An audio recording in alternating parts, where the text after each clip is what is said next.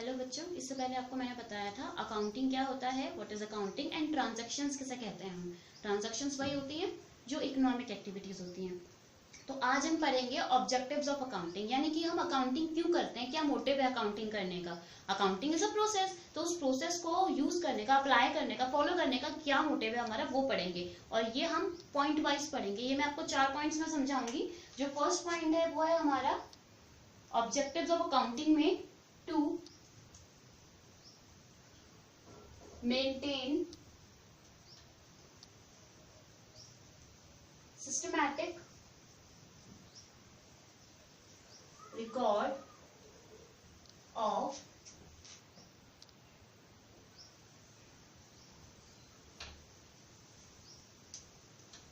business transactions।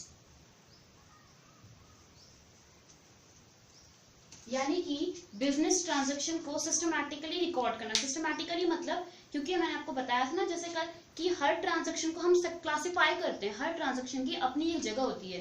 कोई expenses होता है, अपनी एक पहचान है ना हर किसी की। कोई एक्सपेंसेस है, कोई प्रॉफिट है, कोई लॉस है, कोई हमारा रिसीप्ट है, कोई हमारा पेमेंट है, कुछ हमारा क्रेडिट में हो रहा है, कुछ हमारा डेबिट में हो रहा है ना। तो ये सब चीजें हमें कहाँ पे कौन सी चीजों को डालना है, कौन सी चीज को कहाँ पे रिकॉर्ड करना है, इसे हम कहते हैं सिस्टमैटिकली रिकॉर्ड करना।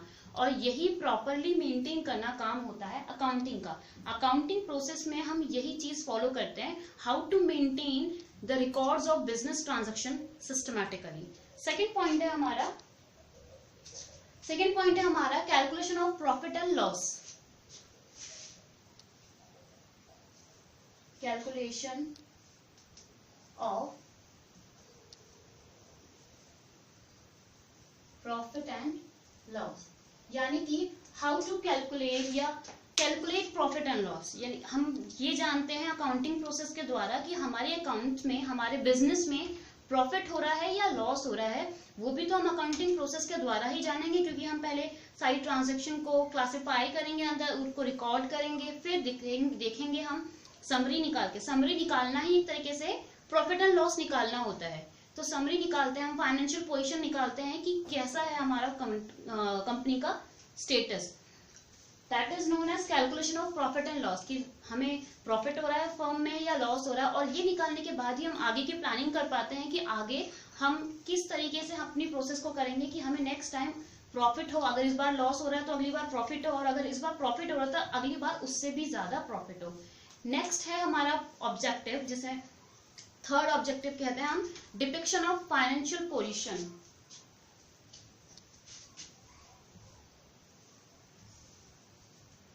Depiction of financial position. That means हमने जब प्रॉफिट एंड लॉस अकाउंट निकाला तो हमें साथ में ये भी पता चलता है कि हमारे बिजनेस का स्टेटस क्या है, हमारी जो कंपनी, हमारी जो फर्म है उसका स्टेटस क्या है। प्रॉफिट में चल रही है, लॉस में चल रही है, या लास्ट टाइम से जो प्रॉफिट था वो ज्यादा है। ये भी हो सकता है कि इस बार भी प्रॉफिट है, पिछली बार भी प्रॉफिट था। लेकिन ये भी तो हो सकता है कि दोनों का रेट अलग है। पिछली बार के मुकाबले हमें 20% प्रॉफिट हुआ था, इस बार हमें सिर्फ 15% प्रॉफिट हुआ।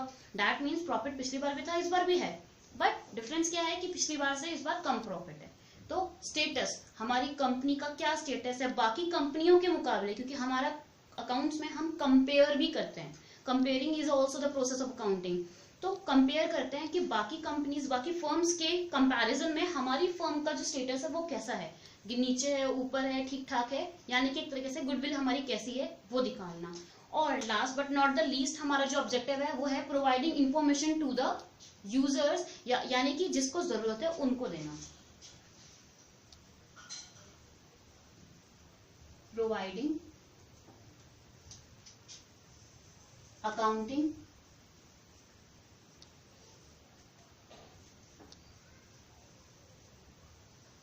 information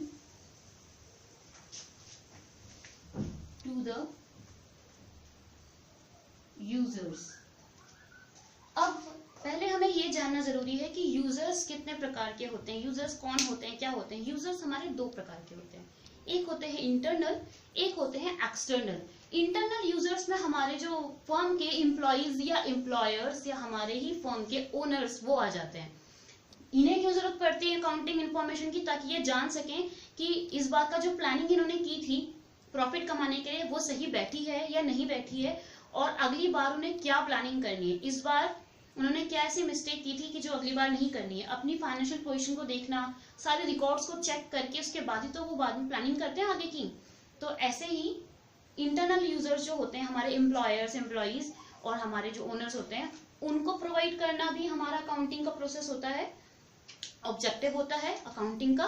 साथ ही साथ एक्सटर्नल यूजर्स को भी प्रोवाइड करनी होती है इन्फॉर्मेशन। एक्सटर्नल यूजर्स कौन से होते हैं? एक्सटर्नल यूजर वो होते हैं जो हमारी फर्म में इन्वेस्ट करना चाहते हैं, हमारे कंपनी के साथ हमारे बिजनेस में डील करना चाहते हैं, तो उन्हें हम कहते हैं एक्सटर्नल यूजर। यानी कि वो बाहर की अदर एंटिटीज भी हो सकती हैं, अदर फर्म्स भी हो सकती हैं, कुछ भी हो सकता है बाहर से। हमारी कंपनी यानी कि हमारी फर्म एक एंटिटी है, हमारी एक बिजनेस हमारा एंटिटी है, उसके बाहर जो भी हमारे बिजनेस में इंटरेस्टेड है उन्हें हम कहेंगे एक्सटर्नल यूजर्स। इवन हमारे जो शेयर होल्डर्स होते हैं बाहर के, जो हमारे फर्म में एक्टिव नहीं होते हैं, बस बाहर से इंटरेस्टेड होते हैं, जो हमारे फर्म के शेयर खरीदना चाहते हैं, अपनी कंपनी के शेयर खरीदना चाहते हैं या हमारे साथ डीलिंग करना चाहते हैं, हमारी फर्म में इन्वेस्टमेंट करना चाहते हैं, उन्हें हम एक्सटर्नल डीलर्स कहते हैं, एक्सटर्नल यूजर्स कहते हैं।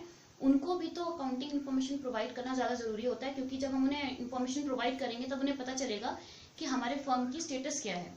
अच्छा स्टेटस होगा तो तभी तो वो हमारे फर्म में इन्वेस्ट करेंगे, हमारे साथ डीलिंग करेंगे।